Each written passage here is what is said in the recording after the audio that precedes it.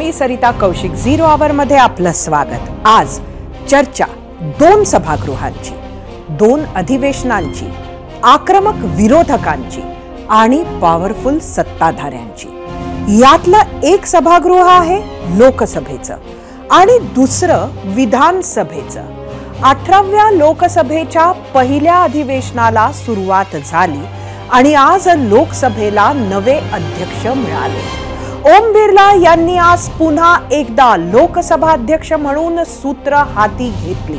मात्र त्यांच्या निवडीवेळी पंतप्रधान नरेंद्र मोदी आणि विरोधी पक्षनेते राहुल गांधी यांच्यातलं एक दुर्मिळ दृश्य देशानं पाहिले. संसदेतला आज आणखी एक सामनाही पाहायला मिळाला. तो सामनाही आपण आज झिरो आवर मध्ये पाहणार आहोत. मात्र सुरुवात राज्यातल्या सेमीफायनलनं, ज्याचा सामना उद्यापासून राज्यात सुरू होणार आहे. तो आहे महाराष्ट्र सरकारच्या या टर्मचं शेवटचं अधिवेशन, पावसाळी अधिवेशन.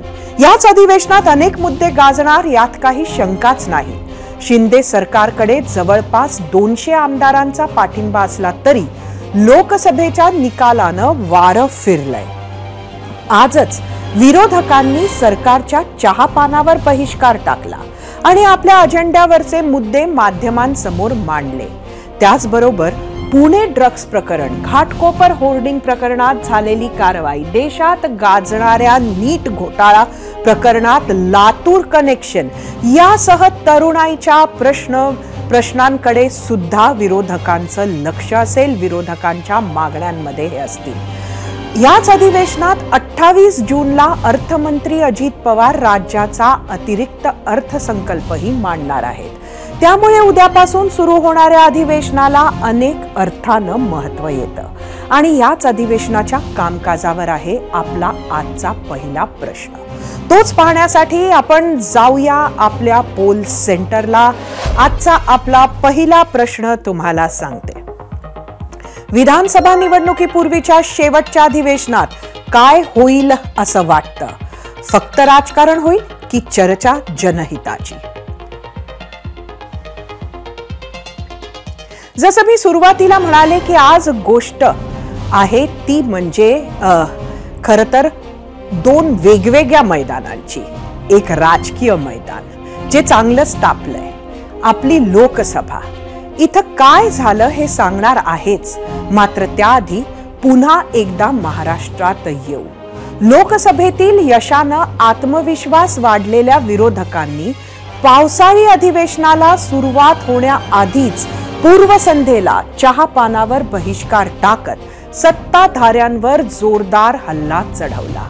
विधानसभा निवडणुकीच्या तोंडावर होणाऱ्या अखेरच्या अधिवेशनात कृषी मालाला रास्त भाव, शेतकरी कर्जमाफी, बेरोजगारी, महागाई, कापूस, सोयाबीन आणि कांद्याला न मिळणारा योग्य भाव, तसंच मराठा ओबीसी आरक्षणाचा तापलेला मुद्दा, मोठ्या प्रमाणात सापडणारं ड्रग्ज, या सर्व विषयांवर विरोधक सरकारची कोंडी करण्याच्या, सरकारला घेरण्याच्या तयारीत आहेत.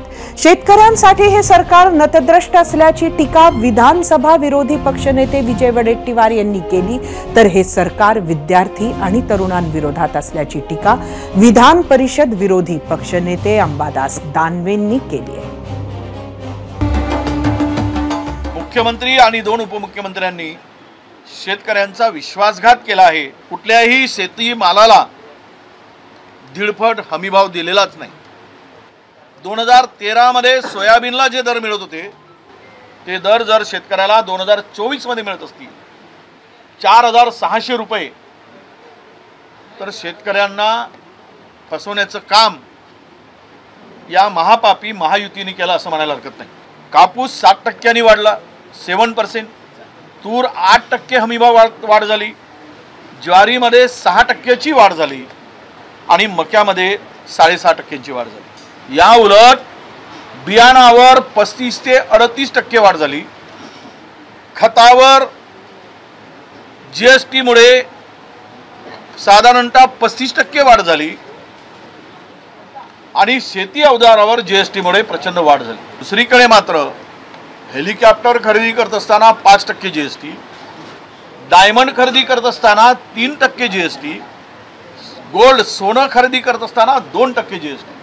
म्हणजेच हे सरकार शेतकऱ्यांच्या पाठीमध्ये खंजीर खुपसणारं. गुजरातच्या पांढऱ्या कांद्याला तुम्ही निर्यातीची परवानगी देत आहे आणि दुसरीकडे मात्र याच कांदा पिकवणाऱ्या महाराष्ट्रातील शेतकऱ्यांना मात्र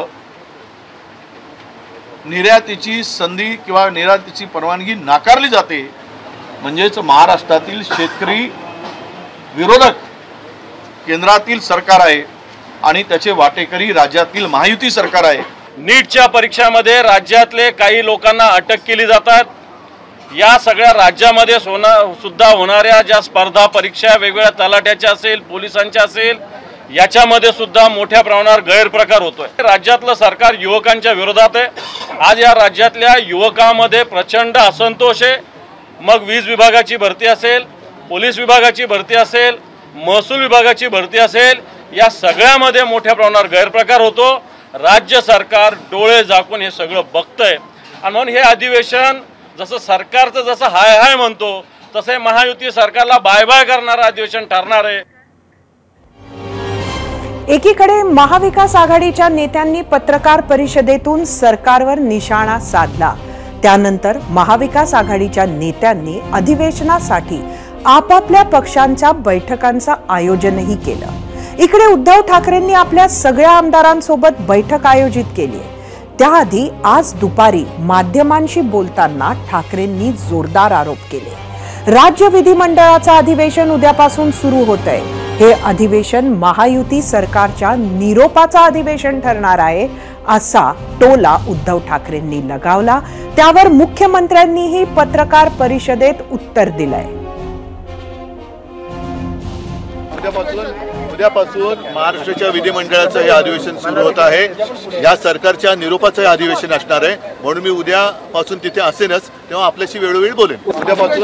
उद्यापासून महाराष्ट्राच्या विधिमंडळाचं हे अधिवेशन सुरू होत आहे. या सरकारच्या निरोपाचं हे अधिवेशन असणार आहे. म्हणून मी उद्यापासून तिथे असेनच, तेव्हा आपल्याशी वेळोवेळी बोलेन. काही लोक काय म्हणाले, कुठे निरोप द्यायचा सभा, काय निरोपाचं अधिवेशन आहे. निरोप द्यायला तर यायला पाहिजे का नाही सभागृहात, का फेसबुक लाईव्हवर निरोप संभाळला पाहिजे. आणि निरोप काय, निरोप द्यायचा का घ्यायचा आहे जनता ठरवत असते. इकडे विरोधकांनी प्लॅनिंग सुरू केलंय तर तिकडे सत्ताधारी महायुती सरकारनंही पलटवार करण्यासाठीची तयारी पूर्ण केली आहे आणि याचीच प्रचिती आपल्याला सरकारच्या पत्रकार परिषदेतून आली आहे. विरोधकांनी चहापानाला बहिष्कार टाकला असला तरी अधिवेशनाच्या पूर्वसंध्येला सरकारचं चहापान झालं.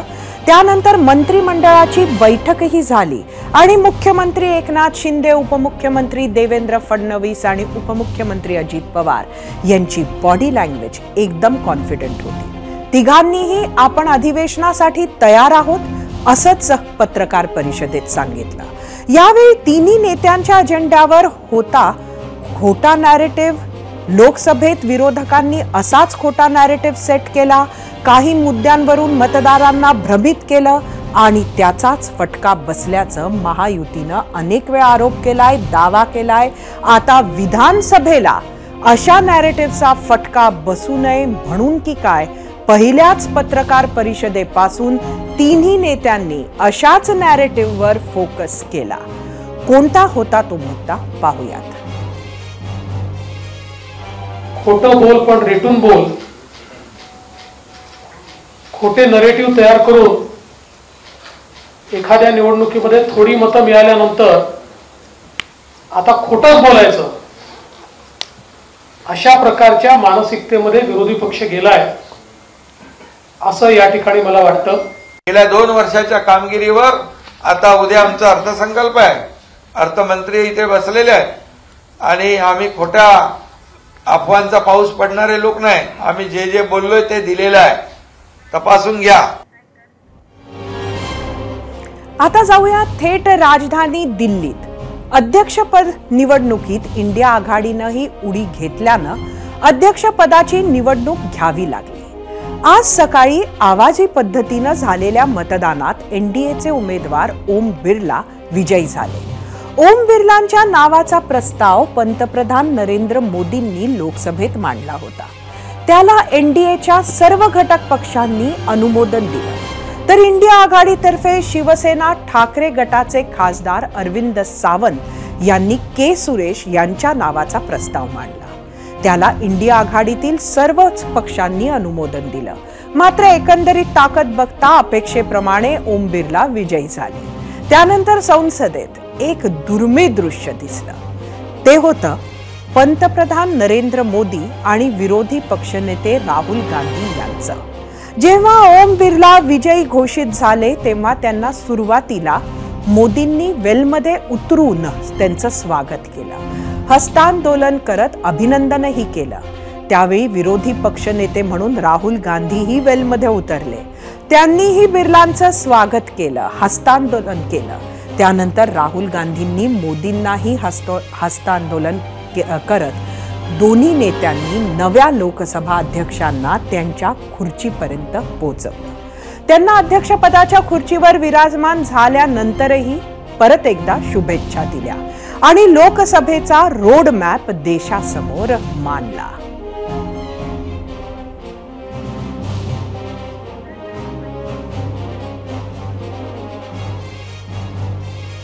ओम बिर्लांच्या स्वागताची भाषणं झाल्यानंतर अध्यक्षपदीची सूत्र हाती घेत ओम बिर्लांनी सगळ्यात पहिला प्रस्ताव मांडला आणि थोडे क्षण आधी जे हॅपी असलेलं सभागृह होतं तिथं एकदम गदारोळ सुरू झाला. प्रस्ताव होता आणीबाणीचा विरोध करणारा. यामुळे विरोधक प्रचंड आक्रमक झाले आणि लोकसभेत जोरदार गदारोळ झाला. काँग्रेस खासदारांनी घोषणाबाजीनं सभागृह दणाणून सोडलं. इंदिरा गांधींनी देशावर हुकुमशाही लादली, लोकशाही मूल्य पायदळी तुडवली, बाबासाहेबांच्या घटनेवर प्रहार केला असं बिर्ला आपल्या निवेदनात म्हणाले. आजच्या दिवसाचं कामकाज तहकूब झाल्यावर सत्ताधाऱ्यांनी लोकसभेच्या प्रांगणात आणीबाणी विरोधात जोरदार निदर्शनं केली, तर विरोधकांनी त्या निदर्शनांसमोर लोकसभा अध्यक्षांवर निशाणा साधला. भारत पर श्रीमती इंदिरा गांधी द्वारा तानाशाही थोप दी गई, भारत के लोकतांत्रिक मूल्यों को कुचला गया और अभिव्यक्ति की आज़ादी का गला घोटा गया. इमरजेंसी के दौरान भारत के नागरिकों के अधिकार नष्ट कर दिए गए, नागरिकों से उनकी आज़ादी छीन ली गई. ये तमाम बीजेपी के लोगों ने जो आज किया है वो दिखावा किया है. ऐसा नहीं कि केवल उस समय वही जेल गए हों. समाजवादी नेता और समाजवादी उस समय के जितने जनता पार्टी या तमाम नेताओं ने भी उस समय को देखा, लेकिन हम पीछे मुड़ के कितना देखें. आप रोपिएगा बबूल तो खाइएगा खजूर. आप क्या उम्मीद करेंगे जब आप पहला दिन ही राजनीतिकरण कर दिए सदन का. सब कुछ के बाद आपने रंग में भंग कर दिए और मूल्यों और नैतिकता का को आप संरक्षण भी नहीं दिया और आप कंप्लीट पार्टी के एजेंडे पर स्पीकर साहब को बाध्य कर दिए. तो ये तो गलत है, ये परंपरा तो गलत. लोकसभेसह विधानसभेच्या अधिवेशनावर आपल्याला चर्चा करायची आहे. अवघ्या काही मिनिटांपूर्वी आलेल्या बातमीनुसार राहुल गांधींनी शॅडो कॅबिनेटही स्थापनेची तयारी केली आहे. त्यासाठी आपल्या सोबत गेस्ट सेंटरला नाही तर थेट स्टुडिओमध्येच 2 गेस्ट पोहोचलेत. भाजपचे मुख्य प्रवक्ते केशव उपाध्ये आणि काँग्रेस नेते सचिन सावंत यांच्याशी आपल्याला गप्पा मारायच्या आहेत. दोन्ही अधिवेशनांवरून चर्चाही करायची आहे. मात्र त्याआधी पाहूयात आपल्या आजच्या प्रश्नावर तुम्ही दिलेल्या प्रतिक्रिया. त्याआधी मी केशव उपाध्ये आणि सचिन सावंत यांचं स्वागत करते. एबीपी माझाच्या 0 आवरमध्ये आपलं स्वागत आहे. खरं तर हा आमचा नेहमीचा फॉर्मॅट नाही आहे. आपल्याला माहिती आहे की नेहमी गेस्ट सेंटरला आम्ही तुम्हाला प्रश्न विचारत असतो, मात्र आज थोडंसं वेगळं आहे. आज जे काही दिवसभरात घडलं ते सुद्धा वेगळं होतं, महत्त्वाचं होतं. आम्ही वेगळं सुरू करण्यासाठी आम्ही दोघं आहोत, हे आमच्यासाठी आनंदाचीच गोष्ट. नक्कीच. आम्ही रोज एक प्रश्न विचारत असतो. आज तो प्रश्न आम्ही विचारला, त्यावरच्या प्रतिक्रिया तुमच्या बरोबर बघूयात आणि त्यासाठी जाऊया आपल्या मीडिया सेंटरला. आजचा आमचा प्रश्न होता विधानसभा निवडणुकीपूर्वीच्या शेवटच्या अधिवेशनात काय होईल असं वाटतं? फक्त राजकारण होईल की चर्चा जनहिताची, असा प्रश्न आम्ही विचारला होता. सोशल मीडियावर लोकांच्या प्रतिक्रिया. एक्सवरून शरद सोळंके, मराठा ओबीसी वाद पराकोटीला गेलाय, मार्ग काढायचं दूरच, सत्ताधारी आणि विरोधक अधिवेशनात त्याला खतपाणीच घालणार.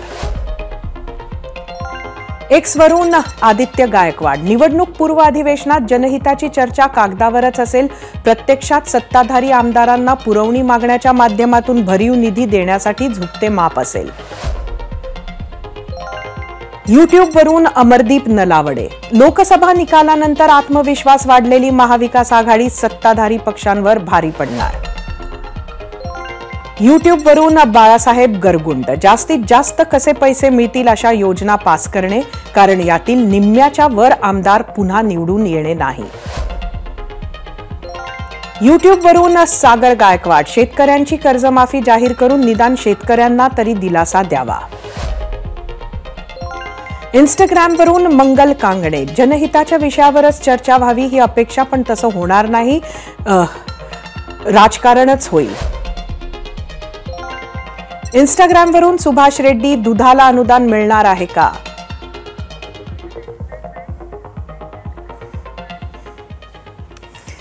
आणि खरं तर आपण ह्या प्रतिक्रिया पाहिल्या, आजचे विषय सुद्धा आपण बघितलेत. एकंदरीत सगळ्यात पहिले अधिवेशनाचा विषय होता म्हणून तिथे जाऊया. हे शेवटचं अधिवेशन आहे या सरकारचं, असं उद्धव ठाकरे म्हणालेत. केशव उपाध्याय काय म्हणाले? मला असं वाटतं की हे अधिवेशन उद्धव ठाकरेंनी जरी व्यक्त केलं असलं शेवटचं अधिवेशन असलं तरी ते या पिरियडचं शेवटचं अधिवेशन आणि नव्या सरकारचं जे असेल, नवं सरकार पुन्हा एकदा हेच सरकार पुन्हा येईल ह्याच्याबद्दल शंका बाळगायचं कारण नाही. आता मला माहिती आहे लगेच की आमचे काँग्रेसचे मित्र म्हणतील लोकसभेचा निकाल महाराष्ट्रात काय लागलाय. खरं म्हणजे जरी विरोधकांना काही जागा मिळाल्यात, पण याचा अर्थ असा नाही होत की शेवटी आम्ही जागांच्या गणितात जरी चुकलो असलो तरी मतांच्या गणितात आम्ही चुकलेलो नाही. त्यामुळे ज्या काही गोष्टी त्रुटी आमच्याकडून राहून गेल्यात त्या त्रुटी आम्ही दूर करू. आणि मला नक्की खात्री आहे, कारण एक आभास निर्माण करण्याचा प्रयत्न केला जातो, जे खोटं नॅरेटिव्ह सेट करण्याचा प्रयत्न केला जातो, जे प्रत्यक्ष मतांचं प्रमाण बघितलं की ते दिसत नाही की जणू काही महायुतीला नाकारलं वगैरे. अजिबात नाकारलं नाही. आमच्या त्याच्यामध्ये काहीच फार फरक नाही. तेवढीच मतं आम्हाला मिळाली आहेत, कारण तसं चित्र दिसत नाही. जागा ज्या जिंकल्यात मान्य येते. त्यामुळे थोड्याफार त्रुटी ज्या गोष्टी राहिल्यात, कशामुळे या जागा त्यांच्या जास्त झाल्या, आमच्या कमी झाल्या, याचा अभ्यास नक्की होईल. आणि या अधिवेशनापासून पुढच्या 3 महिन्यामध्ये जे महाराष्ट्रातलं नवीन सरकार येईल ते महायुतीचंच असेल, ह्याच्याबद्दल शंका बघायचं कारण. सचिनजी, काँग्रेसचा मात्र आत्मविश्वास प्रचंड वाढलाय. निश्चितपणे म्हणजे खऱ्या अर्थानं पाहायचं झालं तो आमचा संघर्ष या देशामध्ये ज्या पद्धतीनं गेल्या 10 वर्षामध्ये एक हुकुमशाही सदृश्य परिस्थिती देशामध्ये जी होती आणि संविधानावरती आक्रमण होतं, ही जनभावना ज्या पद्धतीनं होती, त्याच्या विरोधात जो आम्ही संघर्ष केला तो जनतेला जनतेच्या अनुमोदनाशिवाय या ठिकाणी लोकशाहीमध्ये काही होत नाही. आणि जनतेने प्रचंड पाठिंबा दिलाय. आणि यांच्या जे काही प्रचार झाला त्या प्रचारामध्ये जनसामान्यांचे जे मूलभूत प्रश्न होते, बेरोजगारीचा प्रश्न असेल, शेतकऱ्यांचे प्रश्न असेल, त्याच्याऐवजी त्यांना दिसत होतं मंगळसूत्र किंवा त्या ठिकाणी कोण मांस मच्छी काय खातंय किंवा ज्या पद्धतीची भाषा पंतप्रधानांनी सांगण्याच्या वरती खऱ्या अर्थानं पाहिजे झालं त्यांनी आमच्याच अजेंड्यावरती भाषणं केली. त्यामुळे या सगळ्याचा परिपाक झाला आणि यांना नाकारलेला आहे. आणि आता त्याची अवस्था अशी आहे, तुम्ही फेक नॅरेटिव्ह मुळे जिंकलात असं यांचा आरोप. एक मिनिट, आजची 2 उदाहरणं देतो. कशी फेक नॅरेटिव्ह आहेत म्हणजे आजचं उदाहरण देतो, 2 दिवसापूर्वी उदाहरण देतो. आजचं उदाहरण असं आहे की आज ज्यावेळी लोकसभेत, तुम्ही आत्ताच ती बातमी दाखवली, लोकसभेमध्ये ज्यावेळी तो प्रस्ताव आला आणीबाणीच्या विरोधामध्ये, घटना पूर्णपणे गुंडाळून ठेवून आणीबाणी लादली होती. मात्र आज त्याच्यावरती चर्चा करायची वेळ आली की जे राहुल गांधी घटनेचं पुस्तक घेऊन गेले होते लोकसभेमध्ये आणि ते काँग्रेसचे खासदार, ते मात्र लगेच थैथयाट करायला लागले. हे बरोबर नाही. म्हणजे किती ज्यांनी घटना गुंडाळली त्याचा निषेध करायचं धाडस सुद्धा नाही. हा दुटप्पीपणा, खोटं नॅरेटिव्ह. दुसरा, 3 दिवसापूर्वी काँग्रेसचेच आमचे अध्यक्ष नाना पटोले ते काय एक प्रचार खोटं नॅरेटिव्ह पसरवायला गेले. त्या अटल सेतूवरती भेगा पडल्यात, ज्या प्रत्यक्ष अटल सेतूवर भेगा पडल्या नव्हत्या. अटल सेतूवर अप्रोच करणाऱ्या एका रस्त्यावरती भेगा पडल्या होत्या.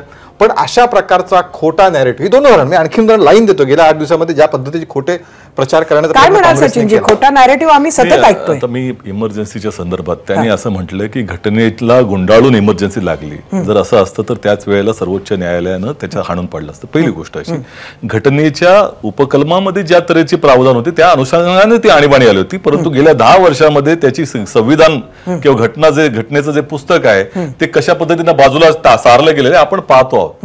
म्हणजे ह्यांची वॉशिंग मशीन देखील जनतेने पाहिलेली आहे, यांनी ज्या पद्धतीनं ईडी सीबीआयचं आक्रमण जे केले ते देखील पाहिलेलं आहे, कशा पद्धतीनं संविधानिक संस्थांना बटीक करून ठेवलं हे पाहिलेलं आहे, माध्यमांवरचा दबाव देखील पाहिलेला आहे. त्यामुळे नॅरेटिव्ह आता एवढी सगळी अजस्त्र यंत्रणा यांच्याकडे आहे. लक्षात घ्या, आता काय झालंय की गिरे तो भी टांग उपर ही भारतीय जनता पक्षाची मानसिकता कायम असते. म्हणजे ज्या वेळेला निकाल आले त्याच वेळेला देवेंद्र फडणवीस साहेब राजीनामा द्यायला निघाले होते, मला नको म्हणाले होते. ते का गेले होते? जर एवढंच त्यांचं मताचं आणि गणित इतकं बसलं होतं तर अबकी बार 45 पार पासून ते 20च्या खाली तिघे मिळून आले.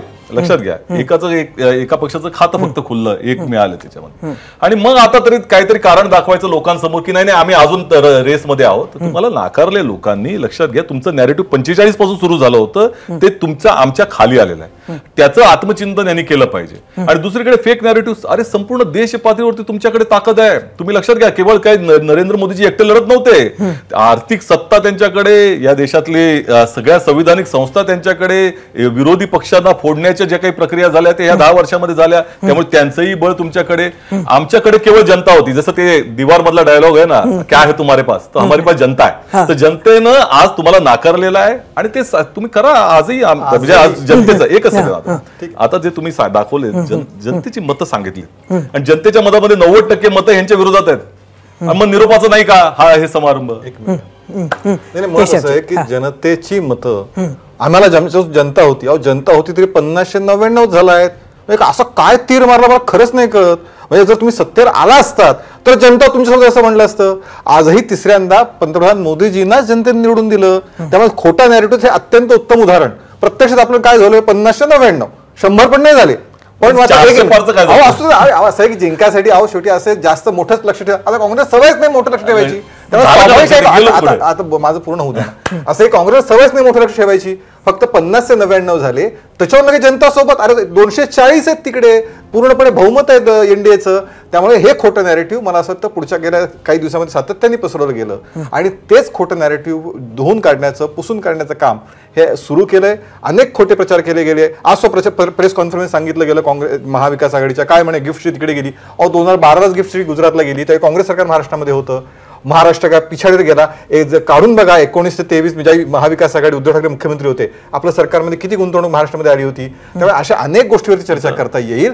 पण आणि त्यामुळे जनता हे स्वीकारणार नाही. जे गोष्टी चुका झाल्यात त्याच्या त्रुटी आम्ही नक्की दूर करू एवढी खात्री. नाही, फेक नॅरेटिव्ह केशवरावांचंच आपल्याला त्या ठिकाणी केलं पाहिजे. गिफ्ट सिटी ही कधी गेली नव्हती. गिफ्ट सिटी हे नरेंद्र मोदींचं अपत्य आहे आणि ते तिथंच होतं. त्याला कोण विचारत नव्हतं, तिथं कोण जायला तयार नव्हतं. आणि त्यावेळेला जेव्हा हे त्यांनी आश्वासनं दिली होती, लक्षात घ्या, मोदीजींनी गुजरातमध्ये देखील अशाच पद्धतीची आश्वासनं दिलीत आणि त्यांनी हजारो कोटीचे प्रोजेक्ट टाकले गुजरातच्या जीवावरती, गुजरातच्या लोकांवरती कर्ज वाढवत, आणि त्याला कोणी त्या प्रतिसाद देत नव्हतं. मग पंतप्रधान झाल्यानंतर जे जे काही प्रोजेक्ट आहेत ते तिकडे नेण्याचं काम त्यांनी केलं. त्यातलं गिफ्ट सिटीमध्ये इंटरनॅशनल फायनान्शियल सर्व्हिसेस सेंटर जसं आले 2014ला तसं नेण्यात झालं आणि ते तुमच्या काळात झालेलं आहे, हे लक्षात घ्या. आणि हे कुठे होणार होतं? ते मुंबईमध्ये होणार होतं. 2007 सालचा देखील अहवाल आहे. अनेक अहवाल होते की मुंबईच ह्या ठिकाणी इंटरनॅशनल फायनान्शियल सर्व्हिसेस सेंटरसाठी योग्य ठिकाण आहे. तरी देखील जबरदस्तीने नेलेलं आहे. आणि आजही त्या गिफ्ट सिटीमध्ये तुम्ही लक्षात, सिंगापूरचे अँबॅसेडर आले होते आणि त्यांनी सरळ सांगितलं की ही घोस्ट सिटी बनते रात्री. गुजरात मधले त्या ठिकाणी तुम्ही पाहिलात तर संध्याकाळी कोण नसतं. हे आणि तुम्ही डोलेराला जा ना, डोलेरामध्ये कित्येक वर्ष तिथं विमानतळ उभा करण्याचा प्रयत्न होतोय. दलदल चिखलेमध्ये कोण उभं राहणार? त्यावेळेला आता जे फॉक्सकॉनचे लोक गेले होते, लक्षात घ्या, त्यांना हे सांगणार नाहीत कारण हे जे काही नॅरेटिव्ह म्हणतात ह्यांच्याच हातात असल्यामुळं फॉक्सकॉनचे चीफ तिकडे गेले होते आणि त्यांना 17 किलोमीटर म्हणजे लघुशंका करण्यासाठी जावं लागलं. 17 किलोमीटर लांब, कारण लघुशंका देखील करण्यासाठी जागा नव्हती तिथे. त्यामुळे हिथले जे काही प्रोजेक्ट तिकडे नेले ते तिथे काय झालं त्यांचं, तिथनंही फॉक्सकॉन पळून गेला. त्यामुळे हे मोदीजींची जी काही अपत्य आहेत देशपातळीवरची, ते त्यांचं हे अपयशाची स्मारक आहेत. ते गिफ्ट सिटी पण आहे, तेच त्या ठिकाणी डोलेरा पण आहे, आणि ते त्याचं जो ओझं आहे ते महाराष्ट्राच्या जीवावर टाकलं जातंय. महाराष्ट्राचे पाय खेचून गुजरातचं त्या ठिकाणी भलं करण्याचा प्रयत्न त्यांचा होतो. हे जे आता म्हणतात ते तोच मुद्दा घेऊन विधानसभेला पुढे जाणार असं दिसतंय, कारण आज जी विरोधी पक्षाची पत्र परिषद झाली त्यात महाराष्ट्राचा स्वाभिमान म्हणजे जसं राज्यघटना किंवा संविधान हे लोकसभेचा महत्वाचा मुद्दा होता यांचा, आता महाराष्ट्राचा स्वाभिमान आणि त्यात हेच सगळे मुद्दे असणार आहे. याला उत्तर कसं देणार? मला असं वाटतं की महाराष्ट्राचा स्वाभिमान जपण्याच्या गप्पा मारणाऱ्यांनी प्रत्यक्ष महाविकास आघाडी सत्तेवर होती त्यावेळी किती स्वाभिमान जपण्याचा प्रयत्न केला. महाराष्ट्राची अवस्था ज्या पद्धतीने 100 कोटीची खंडणी उद्योगपतीच्या ह्याच्या खाली म्हणजे महाराष्ट्राची इज्जत घालत होतो आपण. संभाजीनगरमध्ये त्यावेळेचा औरंगाबाद आता संभाजीनगर, त्यावेळी ढळढळीतपणे गुंडगिरी केली जायची MIDC मध्ये सरकारी पातळी सपोर्टनी. या ठिकाणी मुंबईमध्ये एका उद्योगपतीच्या खाली आपण बघितलं की पोलीस गाडी स्फोटक उभा करत होती. ज्या पद्धतीचे चिन्ह्या महाराष्ट्राच्या इज्जतीच्या महाविकास आघाडीच्या गोष्ट काळात घडत होत्या, मग त्यातले त्या काळाचे भ्रष्टाचार असतील, त्या प्रेतांच्या ह्याच्यासोबत हे सगळं असताना असं आपण म्हणत असताना हे मुद्दे जनतेपर्यंत या लोकसभेत पोहोचवण्यात आपण अपयशी झालात असं म्हणायला पाहिजे का? नाही, असं आहे की काही गोष्टी आता असं आहे की ती चर्चा पार्टी लेवलला सुरू आहे. महाविकास आघाडीमध्ये काय काय घडलं आणि महायुतीमध्ये आम्ही काय पद्धतीने आणखीन पुढे चांगलं करता येईल ह्याची चर्चा आमच्याकडे सुरू आहे. त्याचा पुढचा प्लॅन आम्ही करतोय. म्हणून असं म्हणालो की ज्यांना स्वप्न बघायचे शेवटचं अधिवेशन आहे वगैरे त्यांना बघू द्या. पण मुळामध्ये मला सांगा, मुख्यमंत्री आज उद्धव ठाकरेंनी स्टेटमेंट केलं, उद्धव ठाकरेंचा गेल्या 2 अधिवेशनात परफॉर्मन्स बघा किती दिवस ते अधिवेशन झालेत. फक्त सही करण्याप्रती 2-3दा ते येऊन गेले प्रत्येक अधिवेशनामध्ये. जे स्वतः अधिवेशनात उपस्थित राहत नाहीत उद्धव ठाकरे प्रश्न उपस्थित करणार आहेत. मला सचिनजी, उद्धवजींची भाषणं प्रत्येक अधिवेशनामध्ये आपण पाहतो. आता ते ह्यांना ऐकायचं यांचं म्हणणं येतात भाषण करतात, किती येतात हा त्यांचा पक्षाचं नेतृत्व सांभाळणारे जेव्हा चालतं त्यांना संपूर्ण प्रचाराची धुरा त्यांना त्यांचीच भारी पडली ना यांना. ऐका प्रश्न असा आहे, पहिली गोष्ट तुम्ही दुसऱ्याकडे बोटं दाखवत किती दिवस राहणार आहे? स्वतःकडे बघा ना आधी. आज तुमच्याकडे ऐका त्या पराभवाचा बोला ना, मी सांगतो ना. तुमच्या पक्षात या महायुतीचे 3 लोक एकत्र तरी आहात का तुम्ही? आता त्या आज जी पत्रकार परिषद झाली त्याच्यामध्ये अजित पवार साहेब कुठल्या दिशेला तोंड करून बघत होते हे म्हणजे संपूर्ण महाराष्ट्राने पाहिलं. आणि तिथेच दोष दिलं चालू जात आहे की अजित पवारांना घेतलं त्यामुळे आम्हाला त्या ठिकाणी पराभवाला सामोरं जावं लागलं. हे कोण म्हणतंय? ह्यांच्याच पक्षातले साथीदार म्हणतात. आणि नंतर आम्ही 3 जण एकत्र येणार हे जे म्हणतात त्यात असं तथ्य आहे की अगदी अमोल मिटकरींनी वेगळं जाण्याची भाषा आजच केली आहे आणि त्यांनी तोंड सांभाळून बोलावं अशा पद्धतीचं वक्तव्य आपल्या नेत्यांनी केलंय. त्यामुळे एकीचं मात्र दर्शन होत नाहीये. मिटकरींना त्यांच्या प्रदेश राष्ट्रीय अध्यक्ष तटकरेंनी पण सांगितलेलं आहे की अशा पद्धतीने विधान करू नका. हे दुसरं असं आहे की जर हा विचारच करायचा असेल तर मग आता काँग्रेसने काय सांगितलं, आम्ही 100 जागा लढवू, मुख्यमंत्री आमचाच, तिकडे उद्धव ठाकरे वेगळीच भूमिका घेत आहेत, पवार साहेबांचं वेगळं सध्या सुरू आहे. त्यामुळे असं आहे की शेवटी 3 वेगळे पक्ष जसं त्यांच्याकडे लढतात तसं इथे 3 पक्ष इथे सुद्धा आहेत. आणि पण तरी सुद्धा लोकसभेचे अनुभव घ्या, काँग्रेसने न विचारता शिवसेनेने चांगली जागा जाहीर करून टाकली, भिवंडी जागा शरद पवारांनी जाहीर करून टाकली. या पद्धतीचं त्या ठिकाणी सांगलीला हे का प्रचार केले नाही? कुणा काँग्रेसने प्रचारच केला नाही. संजय राऊतने जाहीर सांगितलं आमचा प्रचारच करत नाही काँग्रेसचे. हे यांच्यातलं प्रेम आहे का? त्यामुळे काढायच्या गोष्टी खूप काढता येतील. पण मला असं वाटतं 3 नेते अजित पवार जे असतील किंवा बाकी, अरे ही तर चांगली गोष्ट आहे. आपल्या सरकारी पक्षाचे उमेदवार जर एकमेकांना ही चांगली गोष्ट आहे. त्यामुळे 3 पक्षाचे नेते आम्ही एकत्रच आहेत. मला वाटतं देवेंद्रजी असतील, एकनाथ शिंदेजी असतील आणि दुसरे अजित पवार असतील, हे 3घही जण ज्यावेळी एकत्र बसतील आणि जागा वाटप हा मुद्दा असणार काय म्हणजे फडणवीस साहेबांची व्याप्ती मोठी आहे. आम्हाला काय म्हणणं नाही त्यांच्याबद्दल की त्यांच्या 3ही महायुतीमध्ये, कारण महायुतीमधल्या शिवसेनेचे उमेदवार कोणी असावेत हे देखील ते ठरवत असतील भारतीय जनता पक्ष. आपण पाहतोय भावना गवळींच्या भावना देखील आपण पाहिलेल्या आहेत. त्यामुळे अनेकांच्या भावना त्यावेळेला उद्दीपित कशा झाल्या होत्या ते पाहतोय. आणि आता यांचे जे काही वाबाडे चाललेले आहेत तेही पाहतोय. तुम्हाला आता सत्तेवर यायचं असं तुम्ही म्हणता, तुम्ही सत्ताधारी आहात आता, आणि सत्ताधारी असताना जर असे कपडे एकमेकांचे फाडत असतील आम्हाला करायची काही गरज नाहीये. जनताही पाहते. आणि सगळ्यात गंभीर बाब जी आहे तुम्ही हे लक्षात घ्या, त्याचं चिंतन करण्याची आवश्यकता होती. आज विदर्भामध्ये, तुम्ही विदर्भात न येता विदर्भामध्ये ज्या पद्धतीनं म्हणजे मुनगंटीवार हरले, सगळंच एक वादळ आल्यासारखं झालं, मराठवाड्यामध्ये झालं. आणि त्याला मुख्य कारण काय आहेत? जर एक शेतकरी नाराज आहे, शेतकऱ्याच्या संदर्भामध्ये यांना आजही त्या ठिकाणी त्यांनी काही भूमिका घेतलेली नाही. दुसरीकडे मराठा समाज, ओबीसी समाजामधला संघर्ष तुम्ही लावून दिला, आज तो अंगाशी आलेला आहे. ही वस्तुस्थिती आहे ना, लोकांची फसवणूक तुम्ही करतात. त्याच्याबद्दल काही करण्याच्या ऐवजी जर तुम्ही आम्हाला दोष देणार असाल, तुम्ही अजूनही 3 महिने सत्तेवर आहात, जनतेच्या हिताचे तुम्ही निर्णय घेऊ शकता आणि तरी आम्हाला दोष देणार, तर चांगली गोष्ट आहे. निरोप आम्ही द्यायला तयार आहोत, जनताही द्यायला तयार. बस आपल्याकडे वेळेची मर्यादा म्हणून पटकन आपलं उत्तर घेते ह्याच्यावर. जनता काँग्रेसलाच पुढच्या काळात निरोप देणार आहे हे लक्षात ठेवलं पाहिजे. कारण जे विषय सांगतायत ते विषय खरं म्हणजे शेतकऱ्यांच्या प्रश्नावरती ऑलरेडी घोषणा केल्यात. कदाचित संचालना माहिती नसेल, त्याची मदत ऑलरेडी सुरू झाली. त्यामुळे ज्या ज्या गोष्टी आमच्याकडनं राहून गेल्या असतील मधल्या काळामध्ये, आचारसंहितेमुळे ज्या गोष्टी करता आल्या नाहीत, त्याची अंमलबजावणी आम्ही करतोय. अनेक निर्णय या पुढच्या अधिवेशनात आपल्याला पाहायला मिळतील आणि त्यामुळे निरोपाची भाषा ही नक्की काँग्रेसच्या बाबतीत जनता पुन्हा एकदा करेल याबद्दल शंका बाळगायचं कारण. आपण दोघं इथे आलात, आपले खूप खूप धन्यवाद. 0 आवरमध्ये वेळ झाली आहे एका छोट्याशा ब्रेकची. ब्रेक नंतर पाहणार आहोत आम्ही विचारलेल्या पावसाळी अधिवेशनाच्या प्रश्नावर महाराष्ट्रानं दिलेला कौल, तसंच राज्याच्या राजकारणात घडलेल्या इतर अनेक घडामोडी. एबीपी माझा, उघडा डोळे बघा नीट.